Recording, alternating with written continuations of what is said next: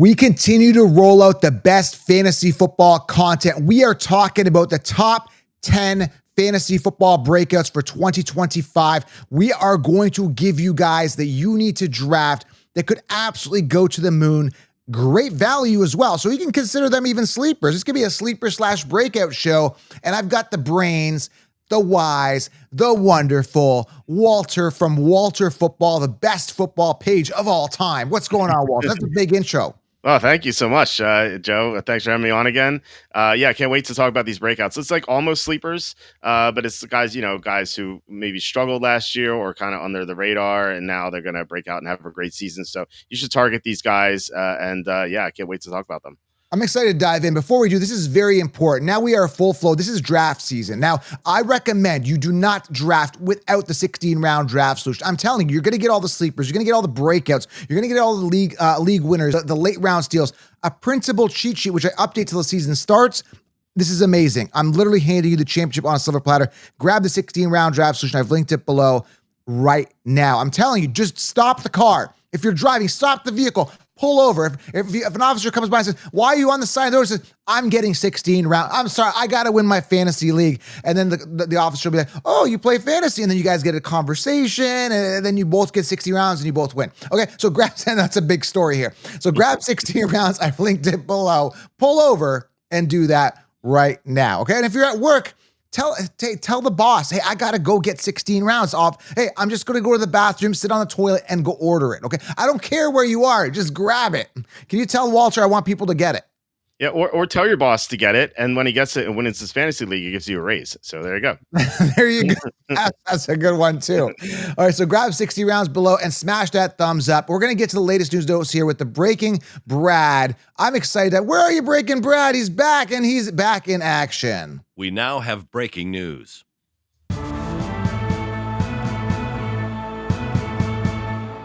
Some people were complaining. They're like, we don't want Breaking Brad. And these are just a couple haters, eh? They're like, we don't want Breaking Brad. We're so sick of the Breaking Brad narrative. Don't you understand that he's the guy that leads into the news that you need to win your league? Without Breaking Brad, there's no news, which means you're probably not going to be up to date with Breaking, right, Walter? He plays a crucial role in your everyday life.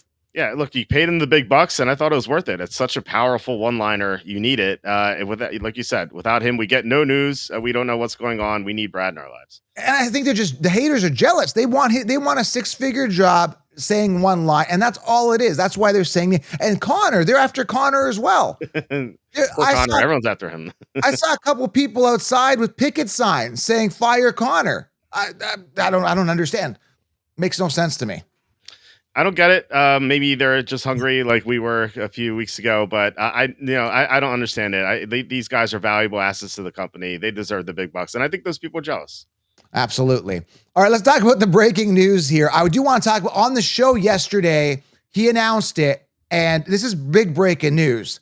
JCM is his name, the running back for the Commanders, also known as Bill, also known as Krosky Merritt. That's his dad's last name and then his mom's last name. So he put it there, Ja'Cory Krosky Merritt. But we're just going to call him JCM. That's what he says. He likes it. He said it rolls off the tongue. And I think we agreed that JCM's the way to go. Do you like the ring of that, Walter? JCM. I like it a lot. And you see some players change their names for the worse. It's like Bajan, that doesn't really work. This JCM is pretty sharp. I like it. That's important. If you haven't seen that episode, go back an episode. Great guy, great interview. Very, very just impressed with his preseason game. We're going to have to see if that role is carved out for an RB1, but it's absolutely there for the taking for him with Washington. JCM, make sure you consider drafting him in drafts. Big time upside there. All right, let's talk about some other news here worth mentioning from a couple days ago, or just kind of lingering news over the past week.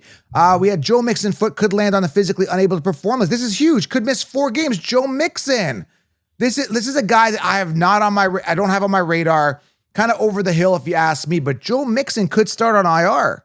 That's not a surprise. He has chronic foot injuries. When he had this a few years ago, he missed most of the year. So you can't rely on him. I think it's a big mistake to draft him. And like I see people be like, "Oh, he fell to the 8th round, such a great value, 9th round." Like if you're in the stocks, I'm an option trader. Like this is called a falling knife. It's like, oh, a great. He was going 4th round, now he's going 8th, great value. But like 2 weeks later, it's gonna be 10th round. Oh, great value. But at some point, you just decide not to draft him. I think I would just stay away from him. I do not draft. Justin Fields unlikely to play in preseason finale Friday, August 22nd. This is what I'm talking about. Like, why aren't these people playing? And I also just heard that Aaron Rodgers is not going to play. Again, you're all about resting them, and we saw the injury to McMillan, which also in the news. McMillan, wide receiver for the Tampa Bay Buccaneers, which opens things up for Emeka Egbuka. I mean, there's more opportunity. They don't have any. He's going to be on the field a lot, Emeka, him and Mike Evans. McMillan's hurt. Godwin's hurt. So that injury happened to McMillan through preseason. So there, Walter, I'm with you on that. That sucks. You go out there, you play, and you're kind of screwed for the season now. Yeah, I think they should just do away with the preseason. Maybe have one game. Like, there's no point in having it. Just go to 18 regular season games, have one preseason game, and I think that works to the best. Like, these guys don't play. Like, the Rams never play their starters. You never see them at all. So what's the point of having these stupid games? But I think, like I said, I think there should be some sort of ramp up. That, like, again, you're going 0 to 100. I don't know. But I guess if everybody goes 0 to 100, everyone's kind of on the same level. If you go no preseason, where everyone starts at 0, goes to 100, and like nobody's really warmed up to full NFL speed. But injuries are ridiculous. It just can't be happening.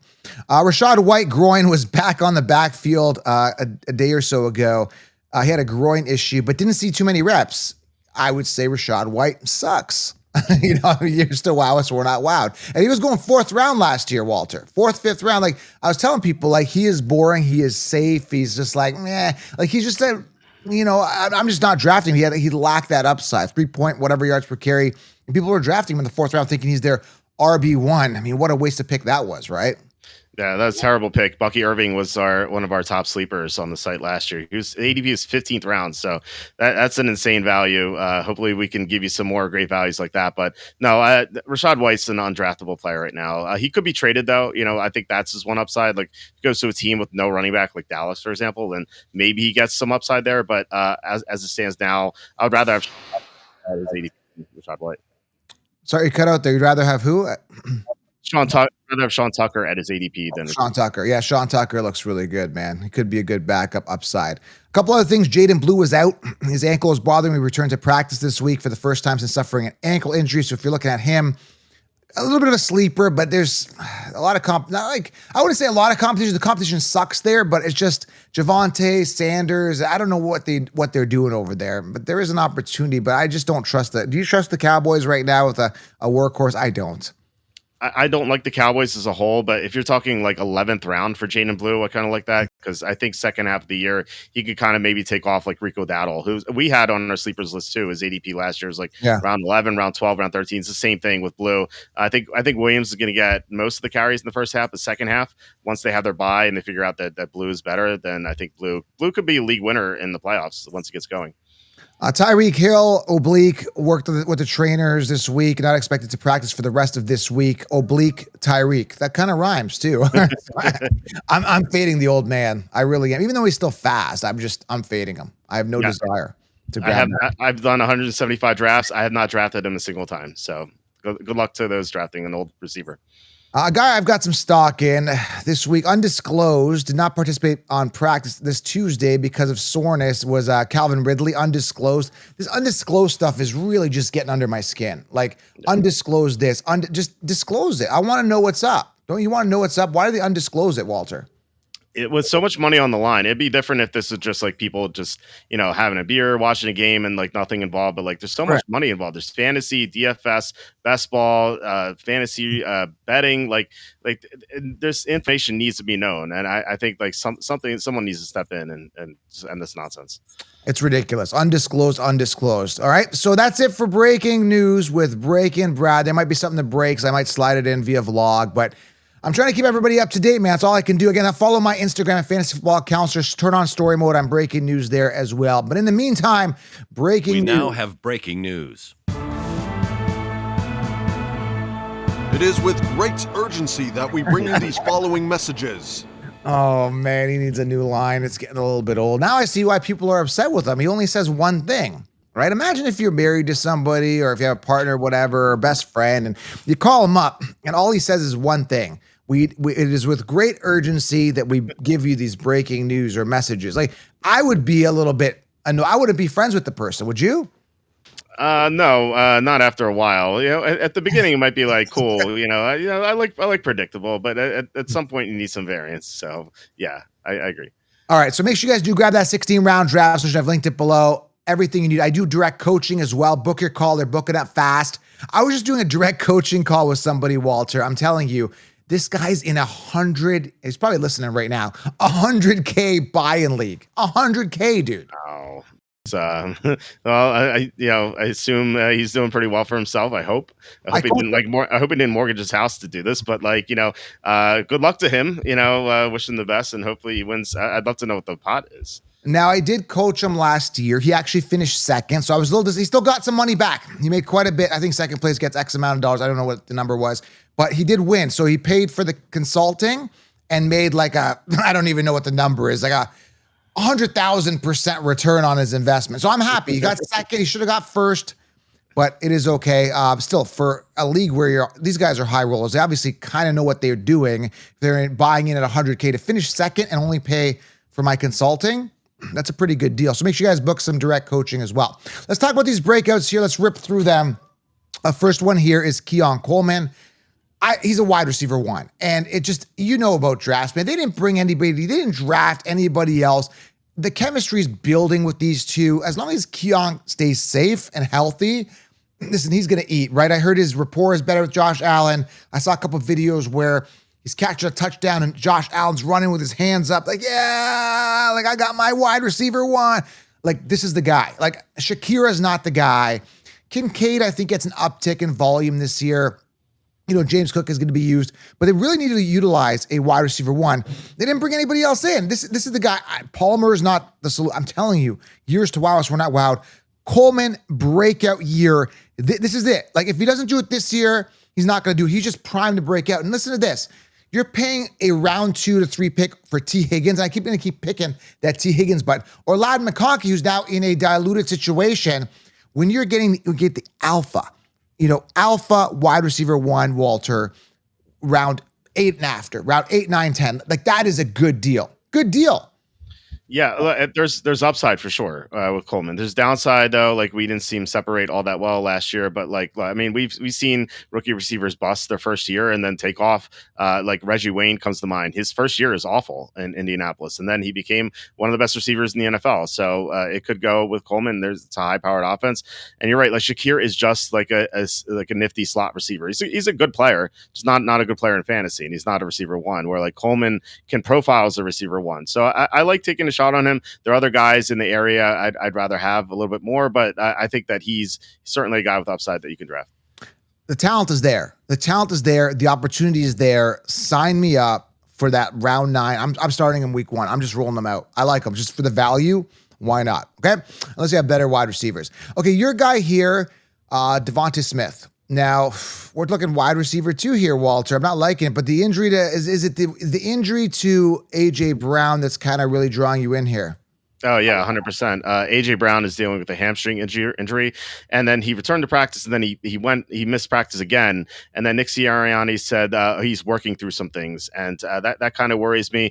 We saw last year AJ Brown, was kind of a diva on the sideline too. He was a distraction. And I know the Eagles won the Super Bowl, so everything was nice and rosy. But if the Eagles were losing some games, I think you would have heard AJ Brown be a little bit more vocal. So you have these two things where you have a hurt receiver and a receiver who's kind of wearing out his welcome a little bit. Devonta Smith, when AJ Brown misses, this guy has insane games. So I think that if AJ Brown misses some times this year, and soft tissue injuries like hamstrings, they tend to linger. I think that Devonta Smith could have a big season, so he could really break out. He's it says on the screen round 4. I keep getting him around 5. Sometimes he creeps in around 4, but middle round 5. I got him in a draft last night. I was pretty happy because I got Jalen Hurts in the 4th round too, so it's a nice stack.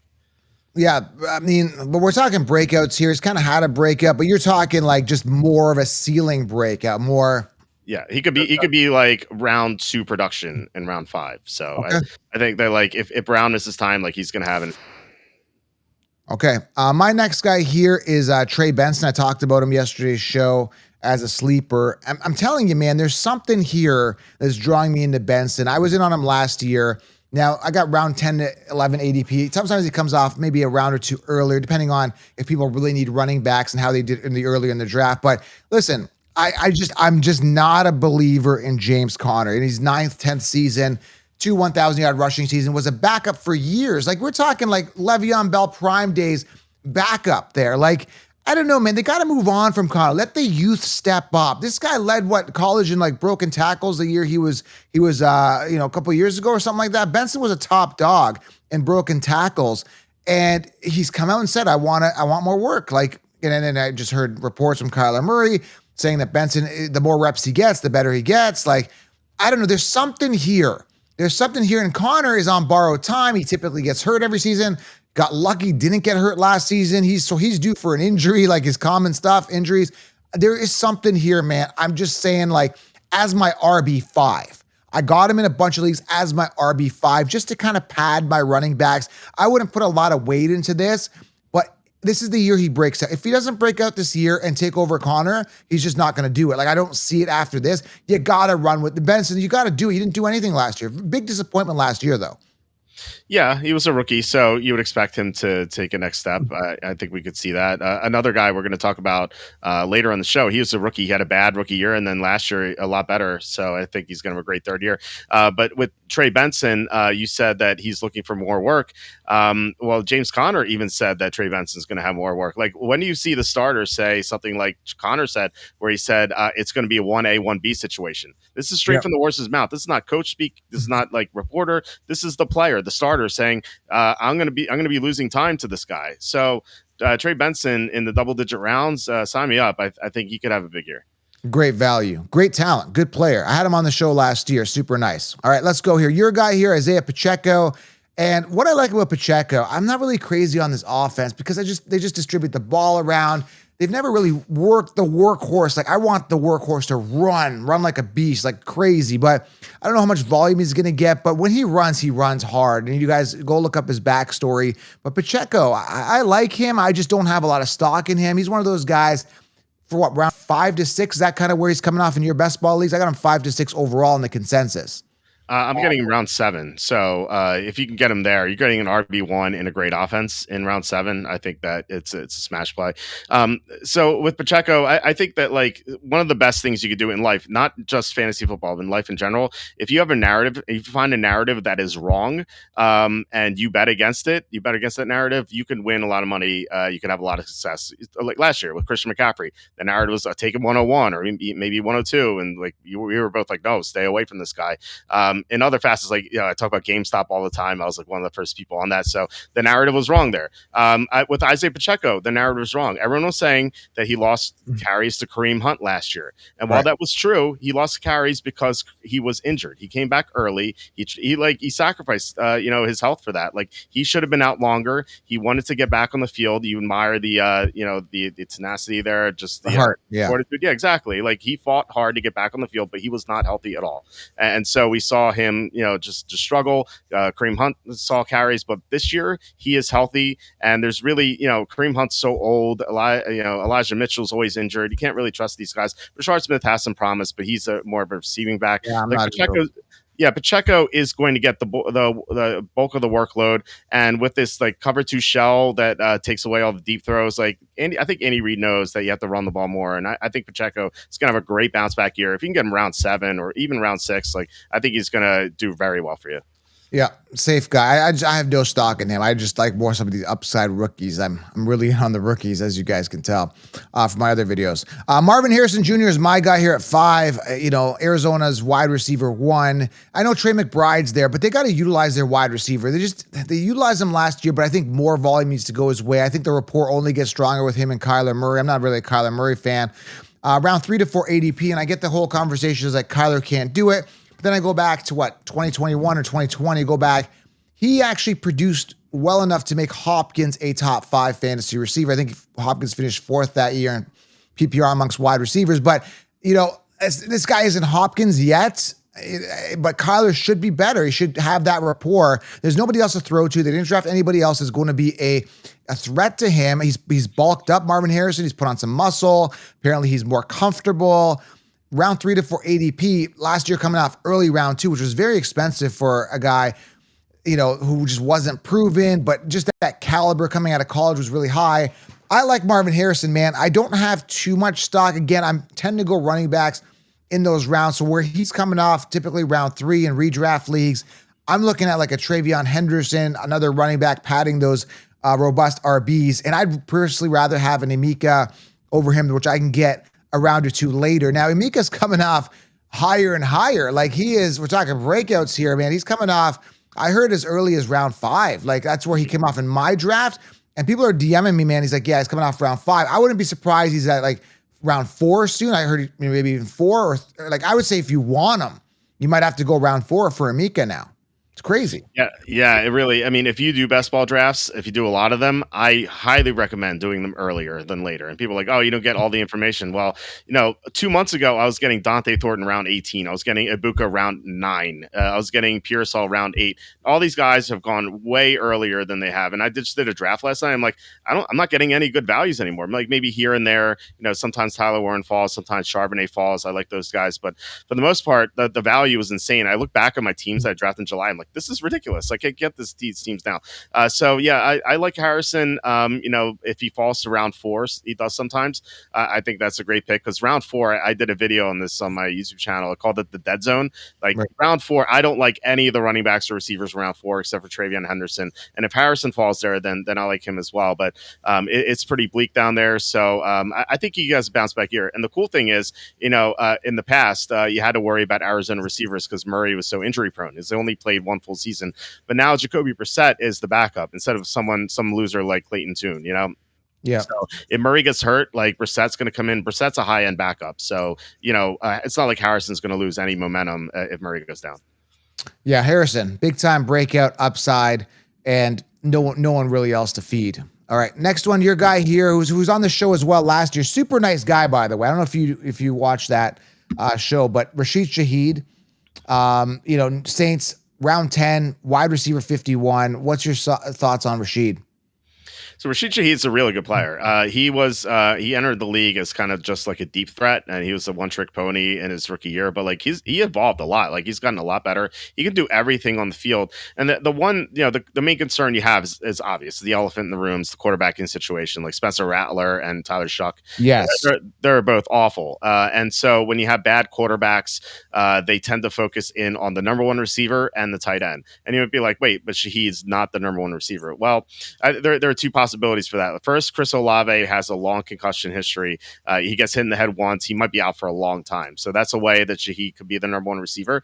And second thing is that Olave could be traded. His contract's coming up. The Saints are in rebuild mode. So you have a guy who has a big injury history. A team, may need a receiver. Obviously, one of the top contenders. You talk about the Bills. If Coleman doesn't work out, they could be really interested in Olave. So I feel like if you're the Saints, like it's a no-brainer. Why not trade Olave, this injured guy, when you're rebuilding and trying to get the number 1 pick to trying to get maybe Arch Manning if he comes out. So there are 2 ways that Shaheed becomes the number 1 receiver. And suddenly, if he does, you're getting a really talented guy as the number 1 receiver where a quarterback is going to lock in on him in round 10. I think that's just great value.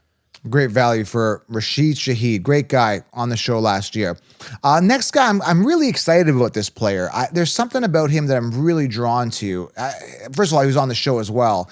It's kind of adding up. There's been a lot of players on the show lately. Someone put in the comments there last video, he's like, you're the only one putting players on the show. Like, that's amazing. So people are really impressed with it. I am too, man. It's kind of cool. And so Pat Bryant, Denver Broncos, was on the show. And you can get this guy on the consensus if you look at the general rankings, wide receiver 85. He's easily going to be the wide receiver 2, potentially even the wide receiver 1. I just read reports from scouts saying that he is, quote, looking special. And then if you watch that preseason game, the ability to come down with the ball, he did it so gracefully, and he's strong after the catch. He's got really good hands. I'm just excited about him. There's something there. I don't think that Veely and Franklin are the solutions there. And I'm just really, really, when I say really high on Bo Nix. Like, I'm all in on that guy. I think he is elite, ultra elite quarterback. He's really going to step it up this year. And I don't think Courtland Sutton is like that good. I think he's good. I don't think he's that good. So there's an opportunity where talent, if Pat Bryant is as advertised from what I'm hearing, he could really emerge and step up as the one here. That there's something here, Walter. I feel it. And I think it's going to be one of those, like, I can't believe Pat Bryant was wide receiver 85. Typical sheep behavior. There's something here. So I'm just stashing him on my benches, and I think something's going to happen here. Yeah, he's a great late round pick for best ball, I think, because you don't have to worry about starting him. He's just going to be on your team. And then when he gets going in the second half of the year, you're going to have a potential receiver 3 production with Brian if he's the receiver 2 on this team. I like him. Sean Payton loves size and receivers, and he drafted this guy in the 3rd round. And I feel like he was kind of underrated in the draft community. Like, when he was drafted in 3rd round, people were like, what, why so early? But not just like digging more into it just makes more sense. So I like him. I actually like Franklin more than you do. I don't like Marvin Mims at all. Don't draft Marvin Mims. It feels like people are drafting him for some reason. Like that is a wasted pick. But I can see, like, I'm also with you with Sutton. I'm not a big fan of him. I think he has some regression. And I think down the road, you're looking at Pat Bryant and Franklin as the starting receivers on that team. And I like both guys. You can get both guys late. So just pick one, pick your favorite one and go with it. I wouldn't have paid Sutton that much. I wouldn't have. Not this late in his career, knowing that there's a young, capable Pat Bryant right in the wings there. So it is what it is. They want that security at wide receiver, I guess. All right. Tank Bigsby here at number 8. That's your guy here. And I was looking at this as we were doing the show. RB 41 for a guy who's going to be the RB1 in his team. We're talking about round 10. If you're looking at redraft, give or take a round, that's phenomenal value here he's the best running back on this roster. Yeah, he started the second preseason game for the Jaguars. He got most of the reps. And then a second drive, ATN came in, and there was no Bigsby. So, like, clearly in the second game, ATN was behind Bigsby. And he was the guy I was talking about earlier. His rookie year was awful. Like, he just looked terrible. And I thought, okay, I guess this is a bust. Last year, he looked so much better. He was far and away better than ATN. And so I think he's going to keep elevating. He looks really good. He caught a pass. The narrative is that he can't catch passes. He caught a pass on the opening drive. So you're gonna get a little bit more receiving work from him. ATN's still going to be there, I think, initially, but I think that there's a chance he could be traded. Like we heard in the offseason, like back in May, June, maybe July, that the Jaguars are shopping ATN. That kind of went away. And I think they went away because no one was interested in him. But I think if there's an injury at running back, like they could ship him off. And if that happens, like Bigsby is going to get the entire backfield to himself. And, you saw what Liam Cohen, the head coach of the Jaguars, did last year with Bucky Irving. Like, Tank Bigsby could be his Bucky Irving. And so with round 10, that's just incredible value. Like I'm taking him round 10 every time I can get him.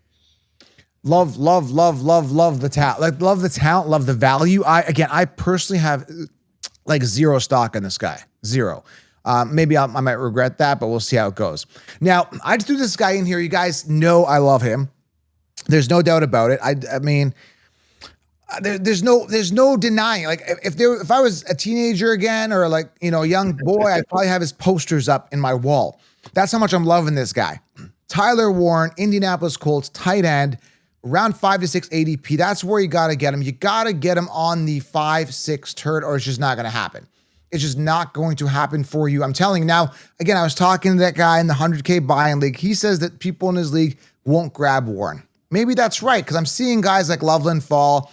Warren could fall because some guys are just so set on those more secure tight ends, right? So there's upside here. The talent is there. There's nobody else that's going to take the volume. Like Downs was banged up. Pittman sucks.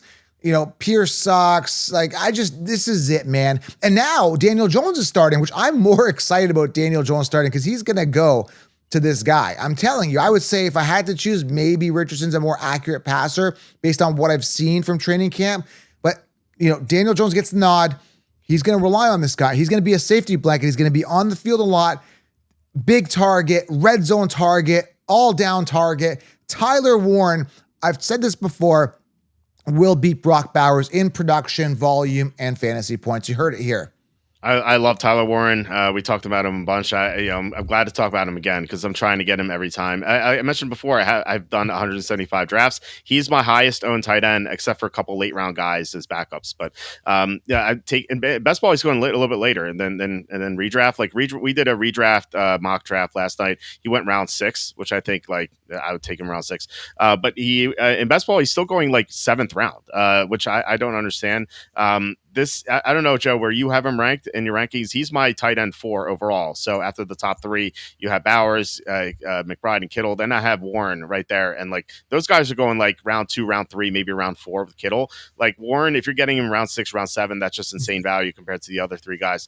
Yeah, he's going to get all the targets. Daniel Jones helps because every time Richardson runs, that's one fewer potential target that's taken away from Warren.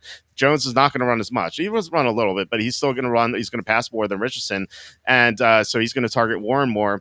And as the bonus, I keep pointing this out. They ran the tush push at Penn State with Tyler Warren, so you might get a couple of rushing touchdowns this year as a bonus to them.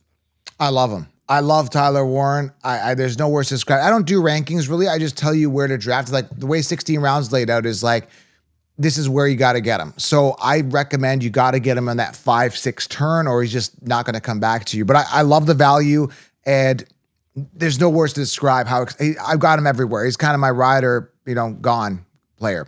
All right, next guy here for you. I see the value. I don't have a lot of stock in him, but I definitely see him getting some volume, and I think he's a better option than some tight ends. But Bretton Strange here, Jacksonville. Even with Hunter there, are you not concerned that just volume dilution, that he's just going to be the clear-cut 3 or 4 on the team, target-wise? Yeah, he'd be the target 3 on the team, but they're going to throw a lot in Jacksonville. Trevor Lawrence, I think, is going to have a bounce back year. In the preseason, he was targeting Brenton Strange a lot, and he's the replacement for Evan Ingram. And Brenton Strange has really underrated athleticism. He's just a high upside guy. Another Penn State tight end. I don't know how these Penn State tight ends are so athletic, but like he's the next. I was not the next one because that's Warren, but like he was. I think he's kind of like the next like double-digit round tight end to kind of outproduce what he's going to do. It wouldn't surprise me at all. Like we're talking about like Kincaid, he's going like round 10 or round 11. Like I think he could outproduce Kincaid. Like I think that he could be like the tight end 8 or 9 by the end of the year. And if you're getting like round 14, if you miss out on Warren, that's definitely a guy you can grab in the late rounds. Yeah. Don't be strange. Draft Bretton Strange. That was a terrible joke. Terrible joke. That doesn't even rhyme.